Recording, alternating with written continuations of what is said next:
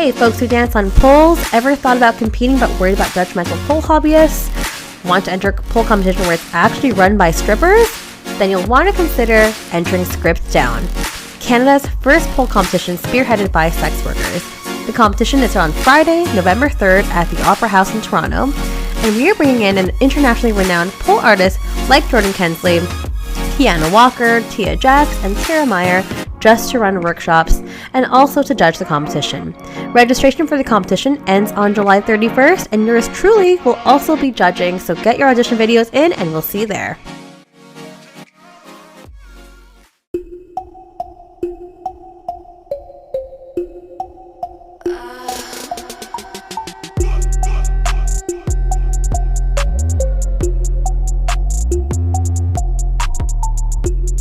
Hey everyone, welcome back to another episode of Stripped by Sia, your podcast for strippers, sex workers, and all the fancy naked people in between. I am your host, Steph Sia, aka Kimchi on stage. You can find me dancing on stage. If you are in Vancouver, Canada, that's where I'm based out of. I don't know when I'll be on stage next. Stay tuned to next week's episode. I might have a booking.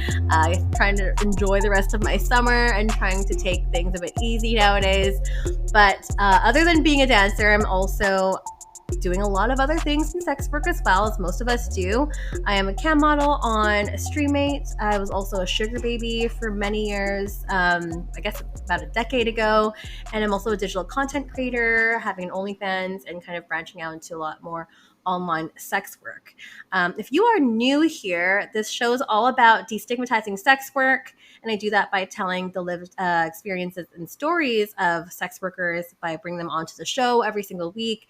And not just people that are, say, talent or models and whatnot, but I also speak with allies, people that work in nonprofit organizations that help benefit sex workers.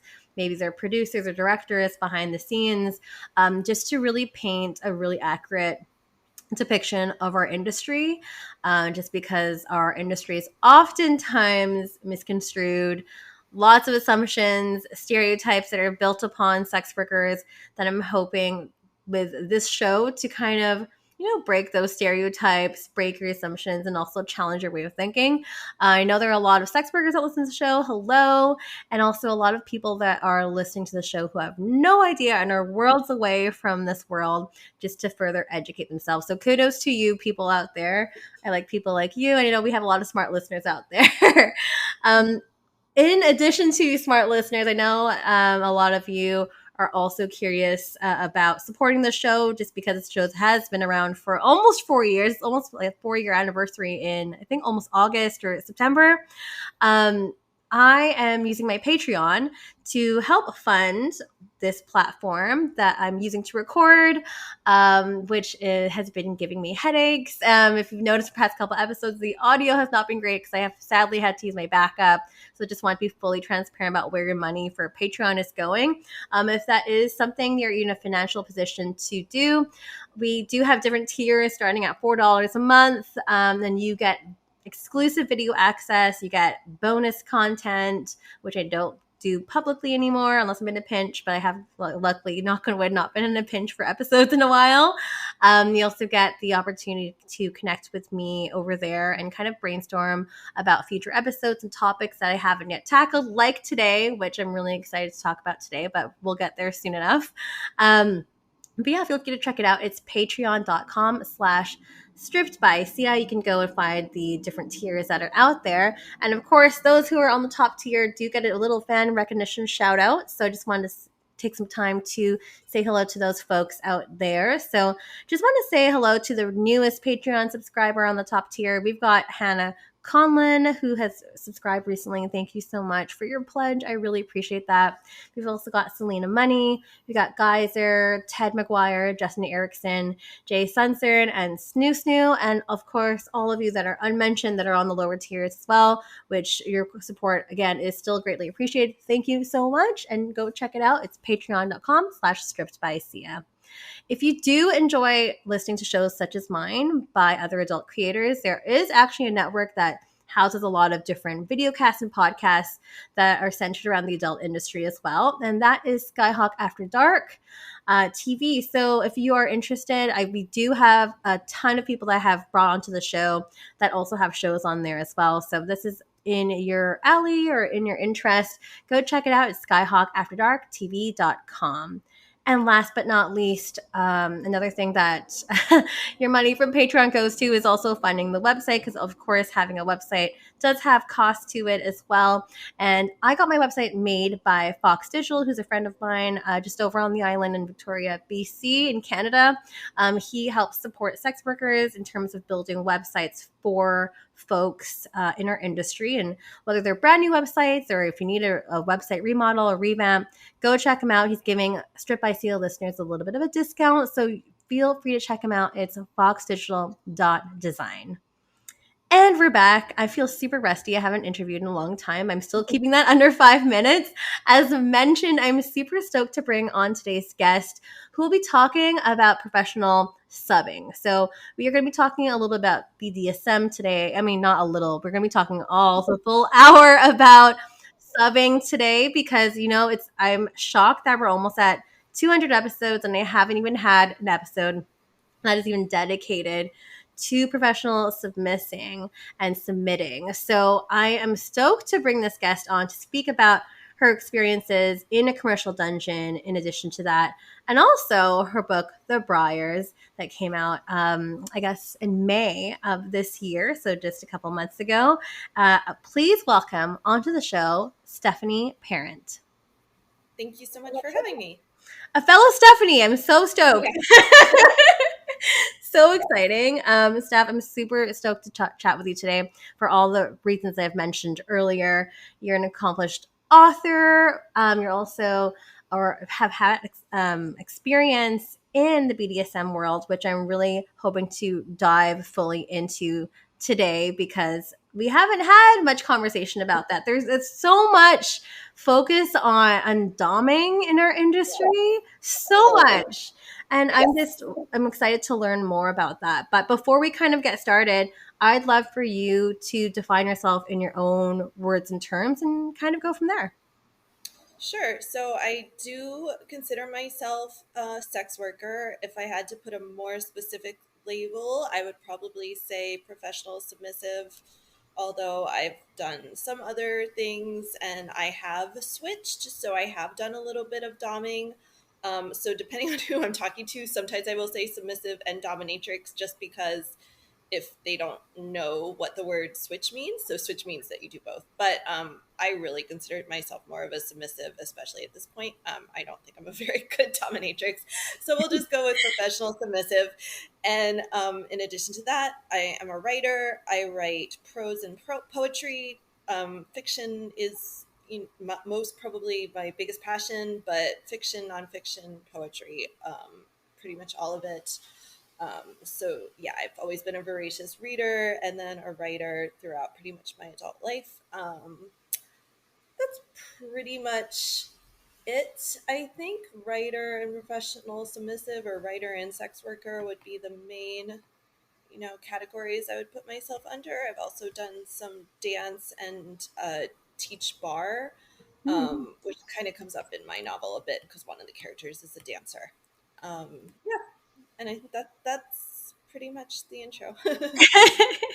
Which is amazing. And we'll definitely talk about your book later, which I am still reading. And it's been a great summer read for right now. It's been great. So I know the audience is always really, really curious about how did you get started in your sex work journey. And I kind of know a little bit from what I've read about you online. But I would love for you to take the lead on this and kind of start wherever you feel comfortable. I know some people start like right from the beginning, like I knew I wanted to be a sex worker. I know that you have probably a different story because I think you started like a little bit later, like myself. So I would love to hear your story if you want to share with the audience. Sure.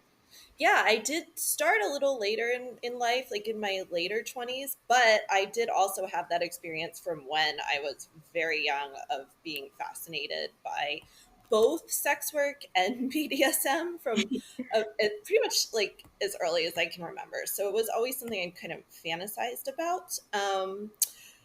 I would, as a kid watching movies, I would always be really intrigued if there was a kidnapping scene where somebody got tied up and gagged or anything like that, like those old detective stories, with the girl, the helpless damsel in distress tied to the railroad tracks, that kind of thing. So I would always be very intrigued and like want to watch those movies over and over and things like that. And then when I got a little older, I was very also intrigued. I'm trying to think if there's a different word I could use, but by strippers and sex workers, escorts, anything of that nature in movies. And I actually found a movie that really combined the two very well. That was something that really interested me. It was an old movie called Belle de Jour, and it was about a woman who was a masochist and a submissive, and she had all these very intense fantasies, but it was like set in the 1960s in France, so she couldn't tell anybody that she had these fantasies. So her solution was to go work at a brothel where she could find like more dominant male clients. So it kind of brought them together. So I always wanted to do both. And then I also, I was dancer. And so I always kind of fantasized about being a stripper, but I'm pretty shy and not really into like the big club scene or things like that, and not honestly wanted to be a dancer, but wasn't the greatest dancer and not really great at improvising. So I was just too nervous. Like I just never was able to do the stripping. But basically I grew up in Baltimore, back in Baltimore now, but I moved to Los Angeles to go to graduate school for writing. And while I was there, I really, really wanted to get into something to do with sex work. And I also wanted to explore BDSM. Not necessarily professionally, but at least in my personal life, because I'd always fantasized about being tied up, being spanked, being flogged, things of that nature. But I really was shy and hadn't really found the right partner. And also I'm very romantic. So I just, I had the idea in my head, like, I don't want to tell somebody, this is what I want you to do to me. Like, I wanted to find the person who was going to just like in the movie, just do it and just, and that doesn't really happen in real life usually. No, it doesn't. I mean, I have had since I put myself in the right situations and like found a BDSM community, I have had that happen a little bit. But if you don't put yourself in the right situations, if you're just sitting in your room at home reading books, this is not going to happen. So, that was fantasy at that point. Yeah. So that's kind of where I was. And I was writing, like I went to grad school out in Los Angeles and I was writing, kind of doing odd jobs. I was doing like a little bit of modeling and stuff. So kind of like edging on the sex work world. Like I would see ads for things. And I was just kind of, this is what it was. I wanted to write like an erotic thriller, like a BDSM thriller, which I never did, but I was kind of thinking about it. So I was Googling, I was looking up stuff and finding a lot of stuff about dominatrixes, which I knew about. Most people know about dominatrixes. But since I am not naturally dominant at all, that was never something I thought I could do. But I was just Googling all this stuff and I came across an interview with a professional submissive. And I had just never known that this was a thing. So I was fascinated by this interview. And it happened that the woman being interviewed actually worked in Los Angeles. There were at the time there were two main kind of commercial dungeons in Los Angeles. She worked at the one that I did not end up working at. But because she worked there, like I found out about this, I was fascinated. So I started Googling and found the dungeons and read about like how do you apply. And basically it's not like, being a dominatrix, you certainly have to have some skill before you can start and some knowledge, but submissive, the websites kind of will just say like, just send us an email, let us know you're interested and we'll let you give it a shot, So I knew that was the process, but I was still kind of too nervous to start. So I spent like several months just looking at the dungeon's Twitter every day, they would always tweet when they had new submissives. So I would like look at them, look at their pictures, think, can I do this kind of stuff like that. And I lost a part-time job. I was working part-time as a tutor, and they didn't have, they couldn't pay me anymore. So I wasn't working as much. So that was kind of like the breaking point. I was just like, all right, I'm just going to send this email. I'm so nervous, but I'm just going to do this. So I sent the email. They had me come in for an interview. The dungeon, it was hard to find because I was expecting, like a warehouse type building and an industrial street, like, or an alley, like the stereotypical what you think. But it was just like a little house, like a cute little house on pretty commercial street, but like a nice street with some other houses in Culver City, California. It's a neighborhood of Los Angeles, kind of near the ocean. Yeah, just I mean, it did have like a high fence, and they intentionally kept some of the plants growing higher, so it was a little more incognito, but basically just looked like a house. So the first time I went to look for it, I just like went right past it and couldn't find it. But eventually I found it. I interviewed. I remember for some reason, whoever called me on the phone didn't tell me. They usually tell people, like, you don't have to wear dungeon clothes for your interview. Just come in street clothes. We're very low key, but nobody told me that. So I came in and I tried to keep it somewhat low key, but also like I wore like a little black corset and like a like a plaid skirt I got from Hot Topic, and I think like and that was totally inappropriate to be walking into the dungeon in. But I didn't know, so that's what I came in wearing, and I did the little interview. They spank you as part of the interview, like just to make sure that you can do it. But they spanked me super super lightly. It was like nothing, and that was it. And they were like, "All right, you're hired." So basically, what it is the interview is just kind of like, I guess they are, not that they would really have people from law enforcement trying to investigate the dungeon, but the interview is kind of like to make sure that you're not something like that, or, they also don't really like writers. Like, so Right. I think I did say I was a writer, but that you're not like a journalist or something. They want to make sure that you actually want to work there, and then they'll give pretty much anybody a chance. But a lot of women would, work a couple shifts and then for whatever reason realize it wasn't for them. But so they gave me a chance. So I showed up. I was terrified. I really hadn't done very much subbing, even in my personal life at that point.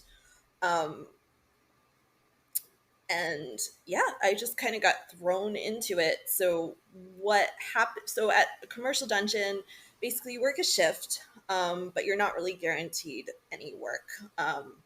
So it is a little unfair because they are asking you to be there at certain hours, and if you don't session, you don't get paid. So it's Right. iffy. Like, they should probably be paying you a minimum wage, but so yeah, you work your shift, you come in, you put on your sexy little schoolgirl outfit or whatever it is, and you may have appointments. Like, there's a website where your picture goes up, and clients can call and make an appointment, or there's a lot of walk-ins. So that's why it is good to work a shift, especially if you're new and people don't know you. It's probably similar to like working at a strip club or something. Yeah. Like, people are going to come in structured. and Yeah.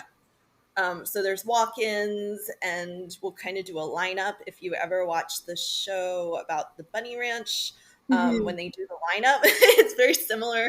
So they'll do the lineup, and then any client will say who they want to talk to, and then they'll talk to you. And if clients do come in with particular fetishes, then that may limit who they can see. So pretty much you can't work there if you don't like being spanked. Like, that would be ridiculous. You wouldn't get any sessions. But there are, beyond that, there are more specific things. Like, some of the submissives didn't do breast play, like having their nipples pinched or wearing nipple clamps or things like that. So if somebody came in and that was what they wanted to focus on, then they might say, oh, I'm not right for you, fine, let's find somebody else, things like that. So we would do it like a little interview and make sure that we were compatible with the main fetish that this client wanted to do, and then we would go to one of the private rooms and do a session. So basically that's what I started doing. And it was also, it was not only my first experience with professional sex work, it was at the same time really my first experience with being spanked, being tied up, being flogged, blindfolded, gagged, all these things. So it was a lot at once. It was a very exciting time. It was really, it was a crazy few months. I was very, very happy at first because like these were things I'd fantasized about my entire life, and I was finally experiencing them. And in a way, it was easier that I was doing it professionally, because I would say that like a lot of more submissive women, probably, especially if they're newer to the scene and don't really have a lot of guidance, do have a hard time asking for it. I mean, that's one of the things about being submissive. You just want somebody to like figure it out and tell you what to do. So you do have a hard time asking it. So asking for it. So the fact that it is like a paid work situation takes that element of it away, Mm-hmm. because the client is coming in and telling you what they want you to do. On the other hand, that also means that you don't have quite as much choice in the matter of who Right. you are doing this with. Yes, you can absolutely say no to clients, and we were allowed to say no to clients at the dungeon, although, it blurred a bit sometimes. If you start saying no to everybody, then they're going to question, well, why are you even working here type thing. Right. Yeah. But you are allowed to say no to some, but you don't know ahead of time what somebody's going to be like, and you can't say no to everybody, and you're trying to make money. So you will have, experiences that may not be the best, like people who are pushing boundaries or who you're Right. just not attracted to, or this or that. So it's definitely different than just doing it in your personal life, where you can just say no at any point, or say, I'm not interested in doing this with this or that person. So it was interesting kind of combining those two elements of like my personal attraction to the BDSM and then the sex work, all starting at the same time. A lot. Or it can A be. lot. I have a question Yes. for you. I'm coming like backtracking a little bit too. I have like lots of questions. So Yes. you mentioned something earlier too, and this is something that I've struggled with too here in Vancouver, and maybe a lot of people listening to the show also might struggle with as well. But you mentioned you hadn't had a lot of like personal experience subbing, or even within the BDSM community, because sometimes it can be hard to find that community. And Absolutely. Yes. yeah, like how, if you are wanting and you are interested in BDSM, what is the best way to get started for folks, or what worked for you? I mean, well, what worked for me was working at the dungeon, which is obviously not going to be the answer for most people unless they're looking for the job and have the dungeon near them. Um, I would say if you can try to get a mentor that you trust, like just one person, if you can meet one person who is connected to the BDSM community already and wherever you live, who you trust them and you trust that they're not going to just throw you on people who are, abusers or anything like that. But then again, how do you meet that one person is also hard. FetLife, of course, is a big site that everybody knows about. There are unfortunately a lot of predators on FetLife, so you have to be careful and you have to do a lot of work.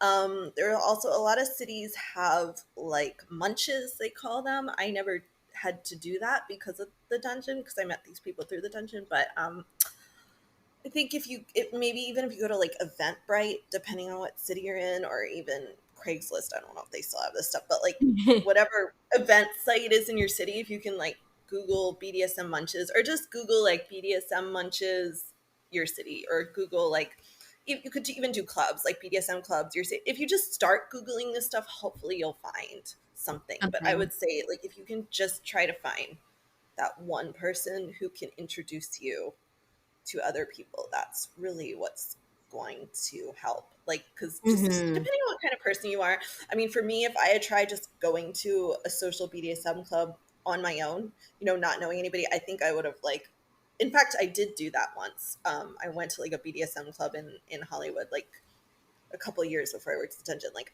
I was scared. I didn't talk to anybody, and I left quickly. So that's probably what will happen if you're like a shy person. So you do need that guide, which is hard, Mm-hmm. but it's easier than it used to be. You know, because of the internet, because of, as much as I hate to say it, 50 Shades of Grey, but just like kind of Yeah. normalizing some of that BDSM stuff. Um, yeah. Mm-hmm. So you just probably have to do some research. Totally, totally. As you should before you kind of get into BDSM or any aspect of sex work. You should be doing research before jumping into things, because of safety, which we'll talk about later, because of anonymity, because of a lot of things, because of you might not have boundaries that you didn't know about and all this stuff. So everyone do your research first, please. Another thing too, Steph, can I call you Steph? I didn't even ask you if I call Yeah, you sure.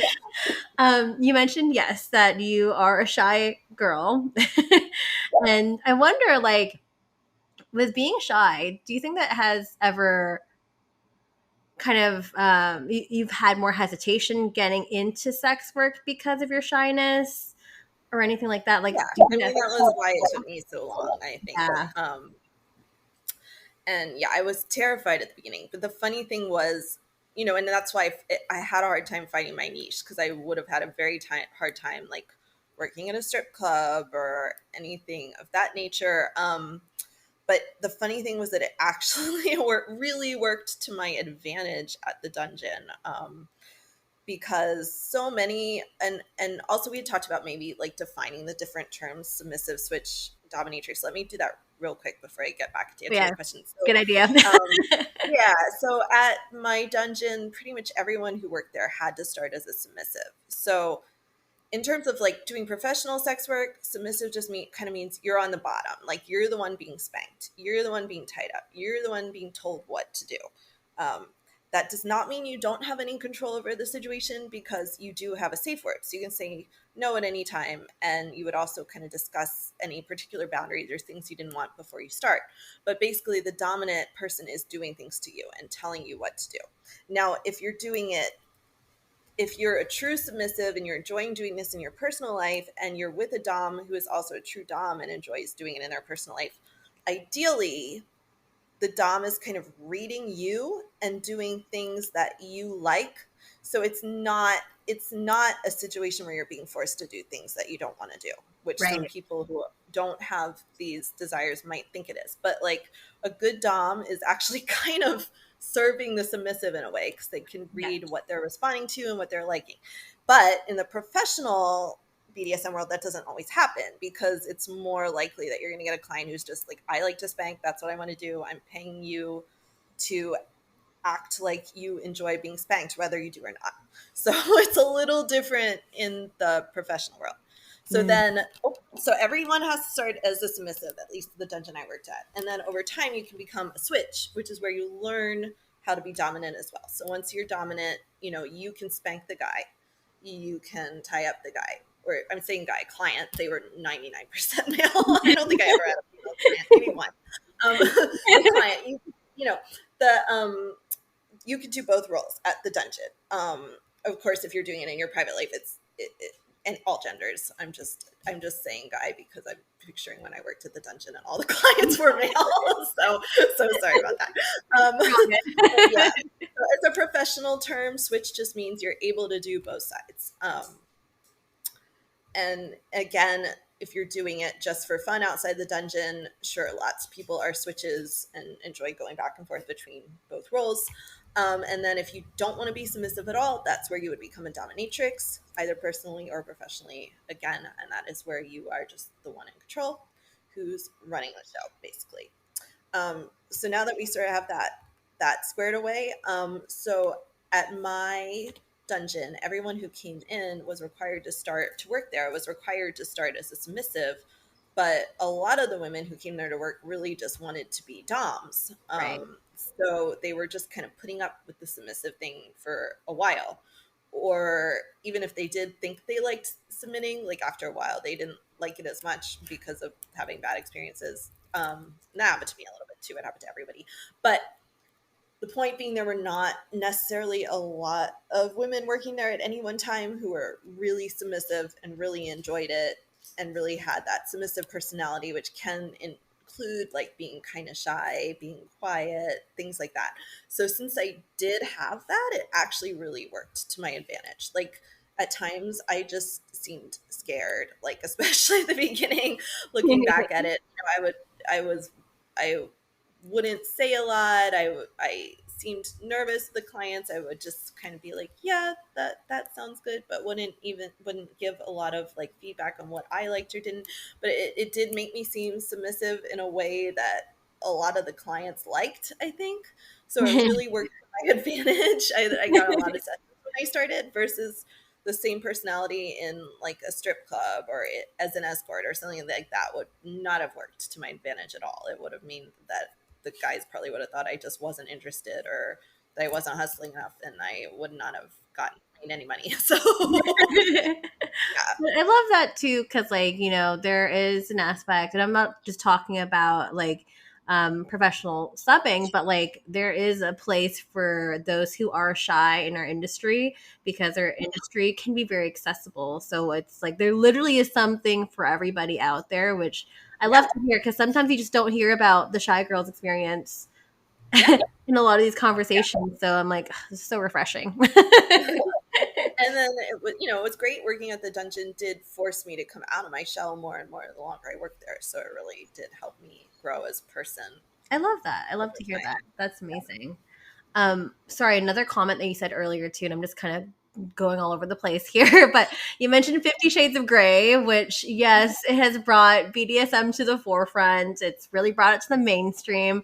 But do you think that's more beneficial that it's come out, or do you think there has been like a lot of misconceptions because of that movie? There for sure have been a lot of misconceptions, so it's really annoying. But if I had to say, like, overall, has the impact of 50 Shades been good or bad?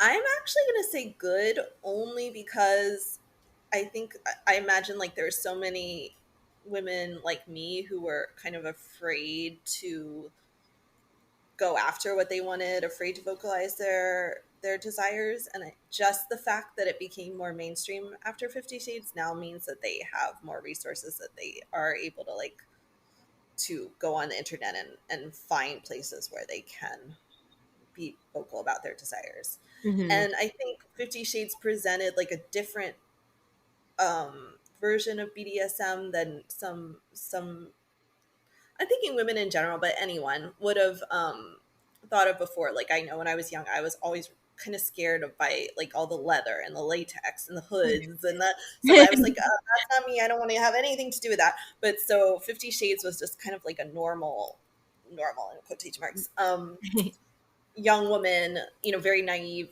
really, who Yes. found out that she liked being spanked or she liked dominant man. But so in that way, it was good just because it probably allowed a lot of people to explore desires they had. However, it's not really a good depiction of Depiction. Yes. BDSM in that book. It's very much like abusive and Yes. um, it's a mess. So anybody using that book as an example of what BDSM should be like, that's not good.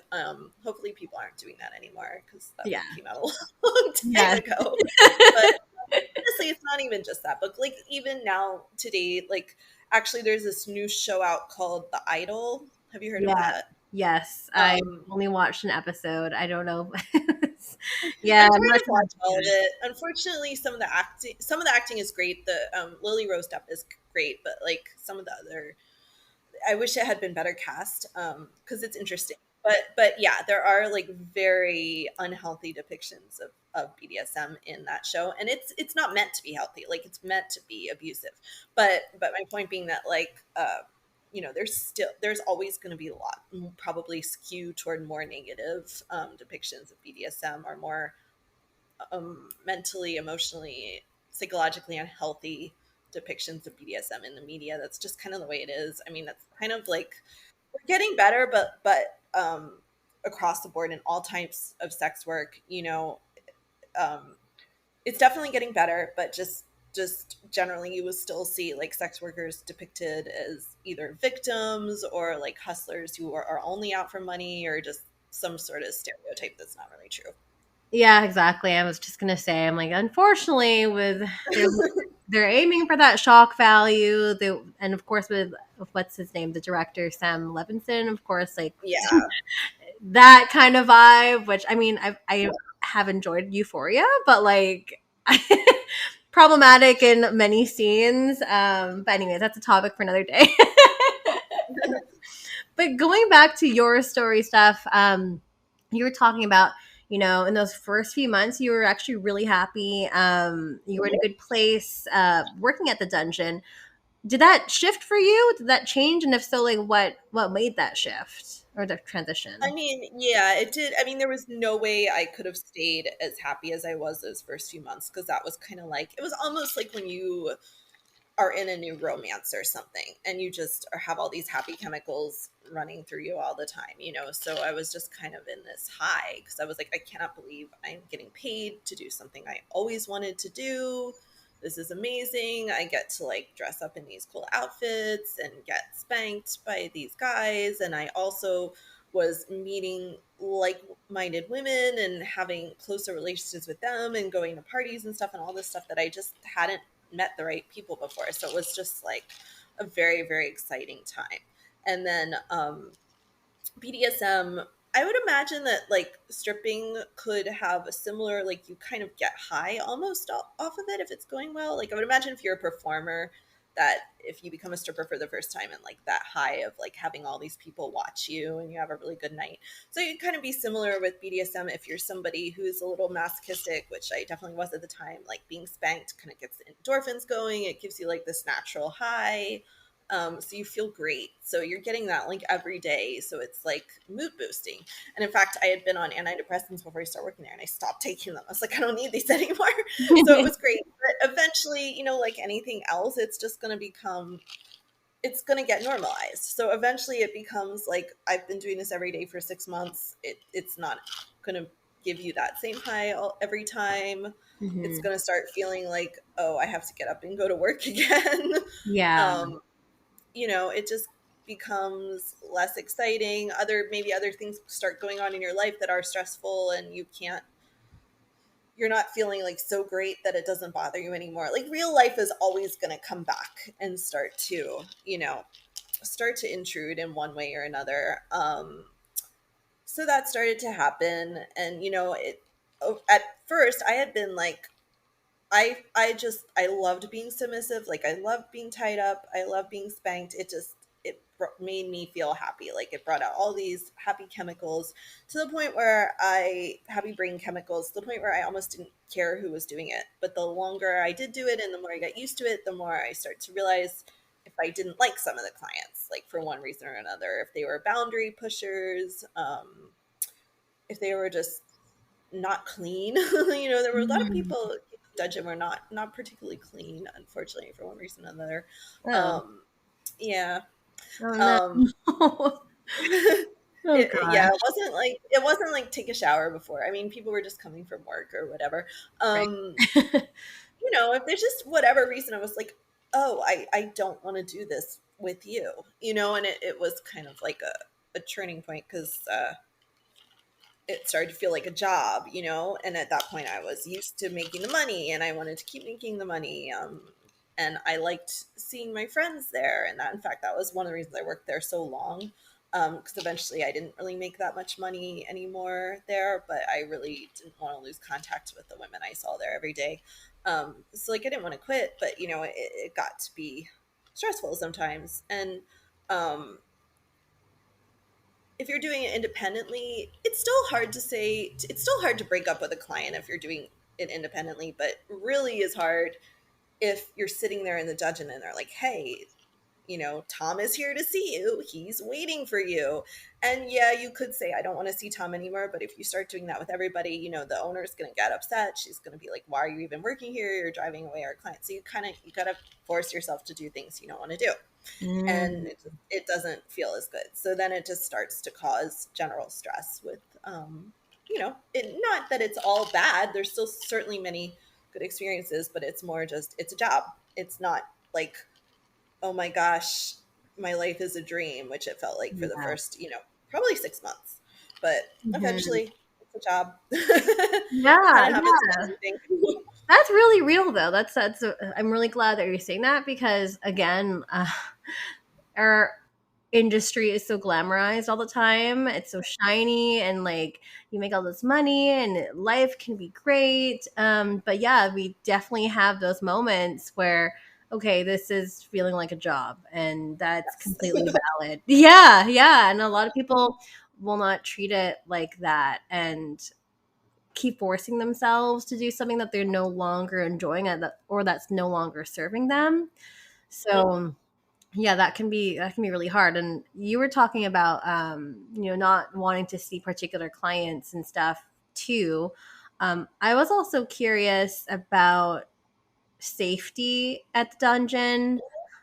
Just I think with a platform like this, I think it's always important to kind of talk about that and how that is maintained for yourself, for the client, and also because you mentioned boundary pushing, which Yes. happens often, more often than we Yes. know. But if you want to talk about that, I'd be definitely curious Yeah, about for hearing that. sure. So I would definitely say that if you are being submissive with somebody that you don't know, um, it is safer to do it, within a dungeon. No matter what, it's probably going to be safer, which is probably why one of the reasons there are less professional submissives than professional dominatrix, because it is a dangerous thing to do by yourself with somebody you don't know.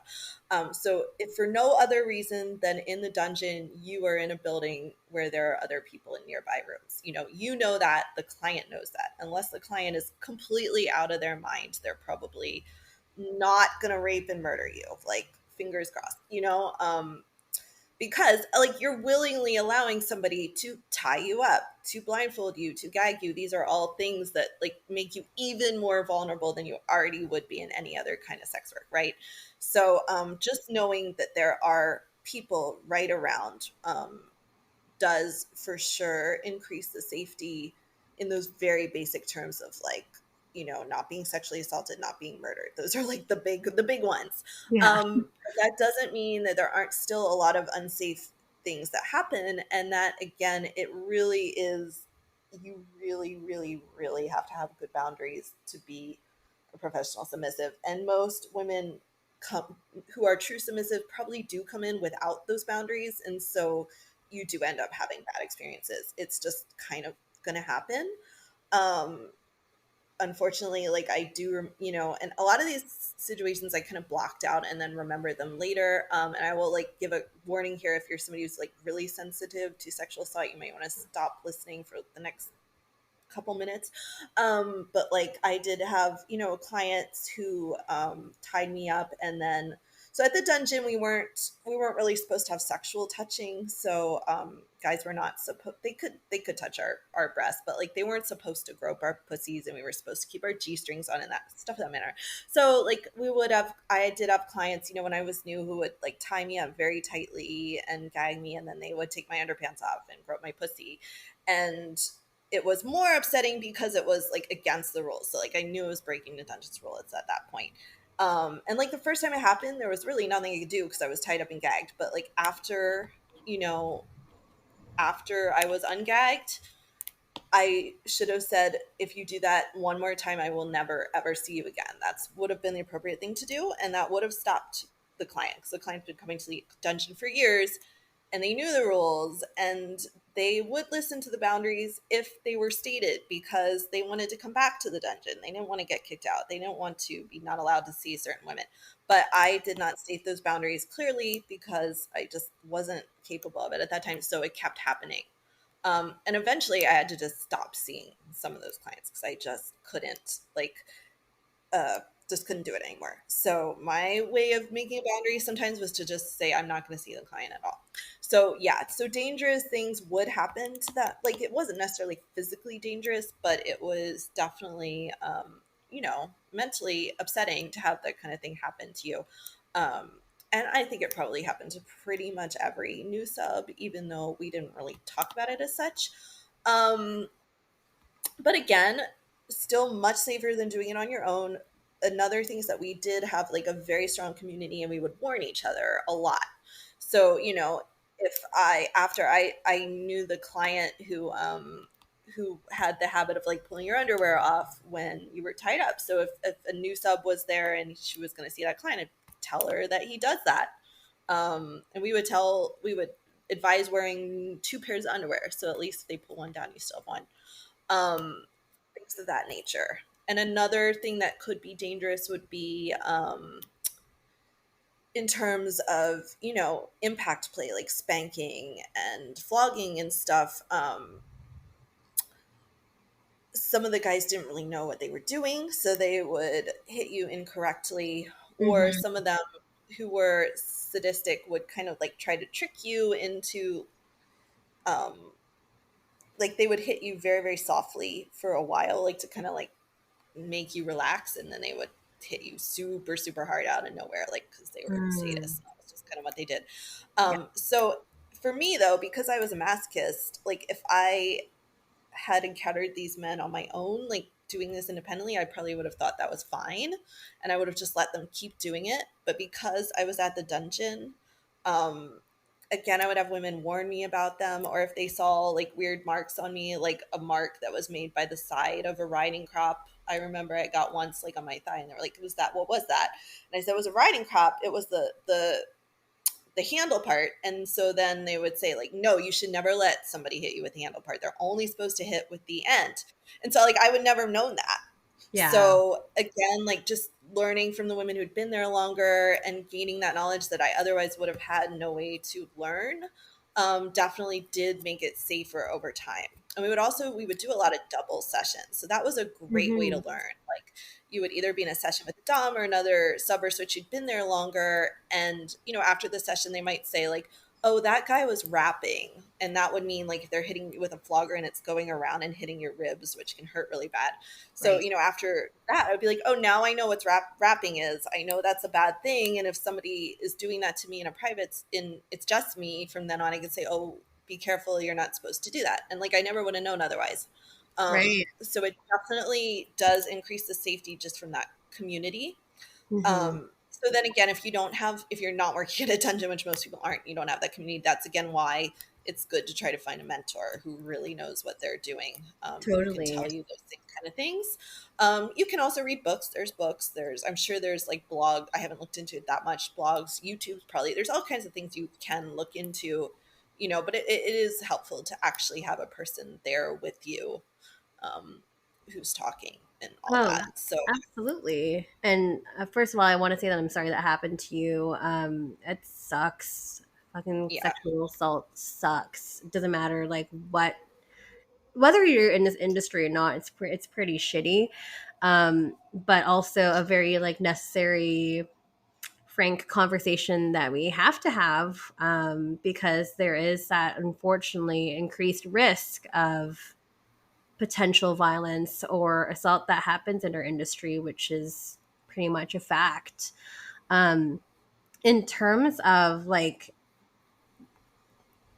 I don't know if the dungeon screens these clients or So are the there any dungeon did not screen. So that was Okay. one place where maybe the dungeon was a little less safe in that way. Um, because somebody could, as long we're allowed, you could pay with cash or credit card. So if they were paying with a credit card, obviously we would know their real name. But aside from that, like they could just come in and give any name they wanted. Um, so that did sometimes mean that we had like some sketchy clients for sure. So, but that was why we would always do. So we had a security camera outside, so they would be kind of caught on that, or if their car was in the lot, it would be on there. So that was a bit of a safety measure in that they kind of knew they were being monitored. Um, and then we had did the interview. So if it was somebody, a lot of the clients were repeats. They'd been coming Mhm. to the dungeon for years. The staff knew them. Yeah. Um, but if it was a new client out of nowhere, like if you got a dangerous vibe or if they seemed to be inebriated or on drugs or anything like that, you were just supposed to say, I can't see you. I don't feel comfortable. In practice, if a girl needed the money or depending on who was working the desk and whether they thought the dungeon needed the money, sometimes, Yeah. we would see this kind. So it was dangerous. But the closest thing to screening we would have was if enough women had a bad experience with the same client and were recommending that he be banned, he would be banned. But it was kind of hard to get somebody banned because honestly, the owner was not always the greatest about that. And she would often put like the dungeon making money Right. ahead of the safety. Like especially if there were still some girls who would see him, she'd be like, well, they'll see him, we'll just let them see him, even if she knew that he was one of those guys who was pulling down underwear or groping or video recording was another big issue Mhm. that guys would be caught like sneaking in, like cameras on pens or whatever it was, um, and sometimes would still be allowed to come back as long as they promise not to do it again. So that was a little ridiculous. It's So simply ridiculous. Oh my gosh, it's so frustrating. It just reminds me of like, and like people have heard me bitch about strip club happenings and stuff there yeah, too. But it's it, very similar. it can be, yeah. There's definitely a lot of parallels that I'm hearing from this interview for sure. So that's really concerning and also just really disappointing to hear too, because like at the end of the day, the dungeon needs to make money and doesn't care about the well-being of the people that are working there, which I find to be completely problematic. But because I was going to Mhm. ask them, like, well, how many times does this do incidents have to happen before someone gets banned? But like, I mean, it people sounds did get banned. It was a very gray, it was a gray area. I mean, they did care about us. It kind of just depended. And the owner, she had worked at a dungeon her whole life. She had been like abused as a kid. Which she talked about a lot. Like she was not always mentally well, so sometimes it was hard for her even to us. Like she wanted to protect the girls, but she also wanted to make money, and she was also almost like scared of certain clients. Like oh. she would not like tell them. She would not assert the rules with them. Like she knew they were breaking the dungeon rules, and she kind of just let it slide. Oh So gosh. yeah, it was a disappointing situation, but I don't think it was necessarily out of malice that she, didn't. She wanted the women to enjoy working there, and she wanted us to feel safe, but she just wasn't always able to do that Mm, because of her past experiences. totally. And you can't blame that either, which is, yeah, another thing. Probably, yeah. That's another conversation as well. Yeah. um, do want to also quickly go over payment structure if you are choosing to work at a commercial dungeon, what that might look like. So, honestly, the payment needed to be raised pretty much over the whole time that I was working there. Like it had not adjusted to inflation at all. And I do know now. So the dungeon that I worked at closed, but there's another one run by somebody who worked at my dungeon, and I know that they charge. I'm not positive, but they charge a lot more. Like I'm not positive about the exact amount. So the amounts I'm going to say, they were like pre 2020. They probably wouldn't be accurate anymore. But so for Hmm. most of the time that I worked there, we got paid $100 an hour.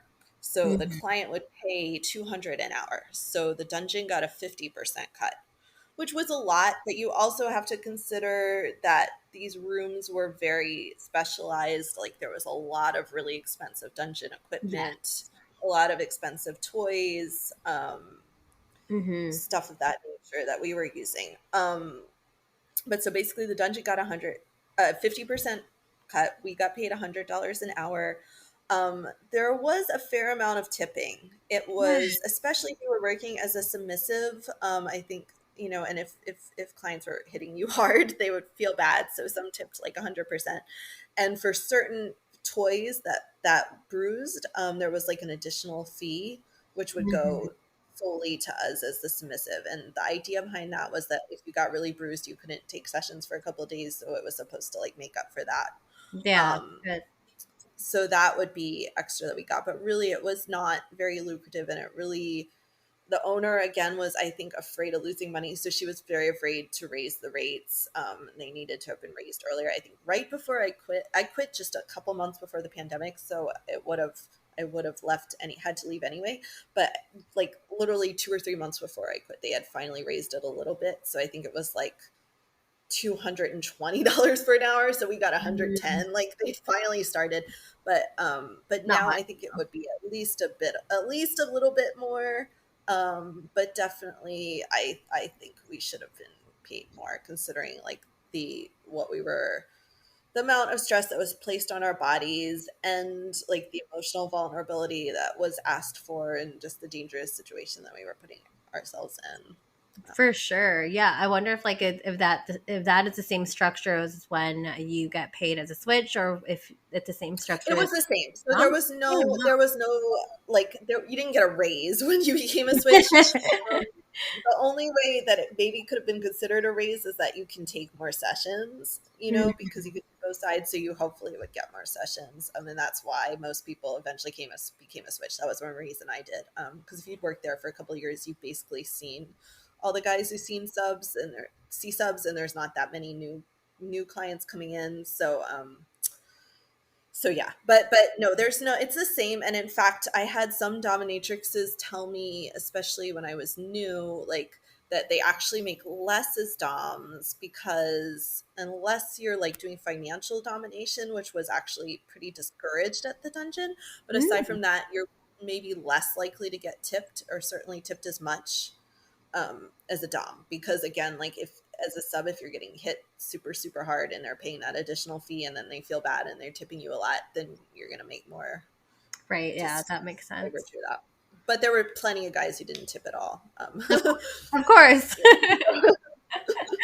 Oh, which is so frustrating. I do see like a lot of different pros and cons that can come with working at a commercial dungeon because as I've had many conversations with other dominatrix too on the show, but the like a startup cost to gather and garner all of this equipment if you Oh are yeah, in the dom space is high. Not even just yes, equipment, yes, but like I, outfits. Yeah, it's a lot. And like I remember having Dom on in the second season actually like saying don't do this. You're gonna be losing money, you're gonna be in the hole for a bit until you really establish yourself, which I can totally see. But it sounds like it could be a good opportunity for those who are wanting a taste or those who don't have the means of getting equipment or anything or a safe space that is. yes, it definitely is. And again, I only worked at this one dungeon, and I know that this new dungeon in Los Angeles, I believe it's called Legacy Studios. They're doing a much better job of like trying to maintain, the safety for the women above all, and compensate the women fairly and who work Yay. there. Yeah. So that's good. But yeah, but I will also say it's hard to find dungeons that allow women to work as professional submissives because so many of them are really dom heavy. So it Right. is hard. Um, but if you can, I would recommend that over starting out to do pro sub like independently, unless you already are very experienced in the scene. I just Hmm. think it can be quite dangerous to do it independently. And even at the dungeon, a lot I would do bondage first time, but a lot of the women who work there would be like, I won't do bondage or blindfold or gag until I've already seen you one time. So for sure, if you're doing it independently, you really need to have that, a rule like that. Like don't Absolutely. let somebody you've never met before, like in a private space with nobody around, like tie you up and gag you and blindfold you. Like that's just, No. meet them Yeah. first, do a couple sessions first. Build that rapport, build that trust, right? Yes, It takes time. yes, It takes time. yes. Um, I do want to briefly talk about your book, The Briars, as well. If you want to speak a little bit about that, that would be awesome. Yeah. So if you've been listening to this conversation and you're thinking, I really, really want to know more about what it's like to work in a dungeon, then definitely I would recommend reading the book, because it's pretty much based entirely on my experience working the dungeon, and it's very, very realistic to my experience there, like right down to being inspired by real clients and real coworkers and following the real schedule in the real rooms. So all of that, it's pretty much the same. The difference being that it's a horror novel and it has ghosts. So it's not 100% realistic, and some things are exaggerated. Although I was thinking about it recently, and it's interesting, like some things are exaggerated obviously because it's a ghost story and it's meant to be scary and people die and there's supernatural stuff, but some of the stuff I actually had to tone down, like some of the stuff that we were talking about earlier in this episode, like the sexual assaults type stuff. Like I could have made the way some of these clients behave in the book like so much worse, and it would have been based on real things. Like I could have had them do so much worse stuff that I almost had to pull back. Oh, sorry, that's my dog. I almost had to pull back because it would have been distracting from the story, or it would have been too much, or like it would have been almost too hard to believe some of the things that went on. So that's interesting to me. um but anyway, yeah.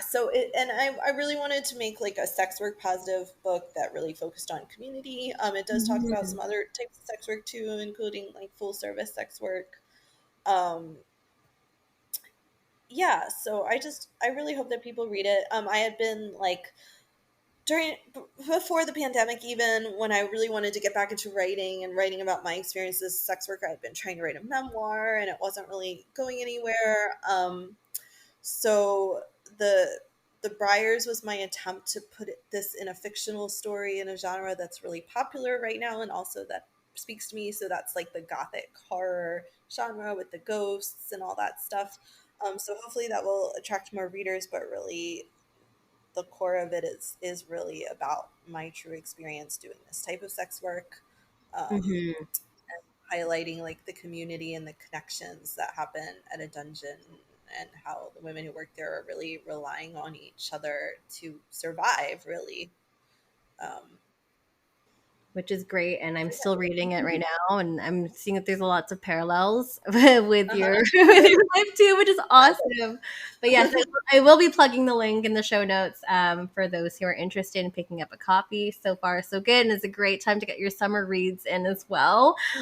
But Stephanie, before I let you go, there is a couple questions that came in from the audience from Patreon and Instagram.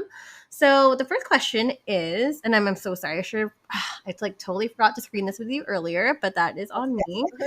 But if you don't want to answer them, you feel free to not. And you I'm can sure it'll be fine. I think they're okay too. This person is asking, do you have to have a high pain threshold? And does the pain ever feel good for you? Um, to be a submissive, particularly in personal life, you don't have to have a high pain threshold at all. Like, it just depends on what kind of submission you want to do. And in fact, I think some of the most intense submission is going to be purely psychological, where you just are making somebody feel like they're lacking control. If you tie them up in certain ways that they can't use their limbs, there's certainly like psychological humiliation, which can Mm-hmm. go on. You could call someone a slut or a whore or write it on there or just make them do things which feel humiliating. It can actually be like very freeing to do that type of thing. So no, you do not have to have a high pain threshold. And some submissives just like having sensation. Like if you're tied up and then somebody is tickling you, or using the Wartenberg pinwheel, which just kind of feels funny on your skin, or using feathers or whatever, or electricity, which doesn't have to hurt if it's really light. Like just feeling like you are not in control of what's happening to your body can be very freeing. So it Mm-hmm. doesn't have to involve. Now, if you're going to work as a pro sub and see a range of clients, yes, you're going to have a tolerance for some pain, because you're going to come across a lot of clients who are going to want to spank you or flog you or whatever it is. You can be a lighter submissive, and certainly many at the dungeon were, because they really just eventually wanted to be doms. Have to communicate your boundaries, and say when it's too hard. For me personally, when I started working there, I really did enjoy the pain. Like a lot of times it didn't feel like pain to me. It really kind of awakens those endorphins the same way if you go running and you run for a long time and it's painful, and then you get to that point where you have like the runner's high and all your endorphins are going and making you feel good. It's similar to that, so it can feel really great. But no, you don't have to have that, and it can change over time, because my pain threshold went way, way down during the time that I worked at the dungeon. So Yeah, no, that's really great, because I think a lot of people just think it's all to do with pain, but there's so many different other things that you've just said right there as well, which can definitely be incorporated. yeah. The other question here that came in from the audience was, how many clients do you see per day? So at the dungeon, it was definitely a range. And because it wasn't like full service, we were definitely able to see more generally. Again, depending on, if you had somebody first thing in the morning who hit you really, really hard and you were very bruised, then that was probably going to cause problems. So hopefully that didn't happen. Or if it did happen, then after that you had lighter sessions. But we worked 6-hour shifts. So theoretically we could see 4 or 5 clients a day. That didn't usually happen. It got very, very slow at the dungeon, to be honest, sometimes. So I would say the normal range would be like 1 to 3 a day. Like 3 would be a very good day. It was usually 1 to 2. And we there were different length sessions too. Like the typical length would be an hour, but a half hour was permissible, and then some would do, some very occasionally you'd get like an all day session, like a 4 or 5 hour session. Wow. So just a range. Probably the most I ever saw in one day was 5. I feel like I had one day where I saw 5, and I think the reason for that was that I was like the only submissive on shift that day. Like, and there had been another one who was supposed to be on, but she called out. So like Mm. people who were looking at the website thought there were multiple submissives there, and there just happened to be a lot of people who came in looking for a sub, and they were like, "Sorry, other girl's out. You're gonna have to wait for Lily." Lily was my dungeon name, and they were like short sessions. I remember this day because at the time, like, it just seemed like a huge amount of money that I made, but now it doesn't. But it was like because I've done, more independent things since then. But I think it was like $800 or something that I made with all the tips and stuff. I was just running around all day. I was like, wow. Yeah. But that was one time for six years of working there. Well, very insightful and everything. Like, I honestly feel like I can continue this conversation. I feel like there's so many things I still like wanted to ask about. Well, I can we'll always chat come back. after. I can always come back with another. Yeah. But before I let you go for real this time, where can we all find you? Well, my website is www.stephanieparent, StephanieParent.net. I don't have a lot of updates on my website. It's basically just links to my social media, and that's where I will post daily updates. So Twitter and Instagram, capital S, capital C, _PARENT. That's my Twitter. My Instagram is StephanieParent30. But if you can't remember all that, if you just Google Stephanie Parent Writer or Stephanie Parent the Briars, they should all come up. And then, any big news, I will update on both of those. You can always DM me too. That's where you find me. Perfect. We will definitely be putting all those links in the show notes below if you haven't already clicked already and followed and contacted her. If you are wanting to get in contact with me, it is Stripped by Sia on all podcasts. Okay, that's a lie now because my account on Instagram just got suspended. So I'm now having to use my backup, which is really frustrating. I have to build that up again. So Instagram, if you want to try to refollow me there, it's Stripped by Sia Podcast now on Instagram. I am very easily accessible on Twitter. It's Stripped by Sia on Twitter. Please reach out. I love talking to people about the show, or if you're seeing me on stage and wanting to chat with me, buy me a dance, but actually just want to talk about the show, which has happened. I think it's great. Please continue doing that. It is new episodes every single Sunday, dropping at midnight. And don't forget to join my Patreon if you're interested in seeing the video exclusive. It's the whole episode basically, and you get that before it gets released. So it's patreon.com/strippedbysia and www.strippedbysia.com if you're interested in checking more things out over there, or if you want to pitch yourself on the show, that's the best way to do so. But for now, it's bye for now, Steph. This is such a great conversation. Thank you so much for joining me today, and I will definitely be chatting with you more after the show. Thank you.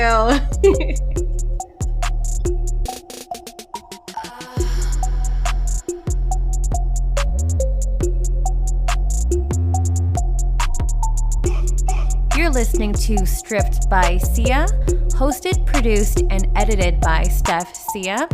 Music by Ted D. Graphic design by Maria Bellandarama, and photography by Ian Dabrin.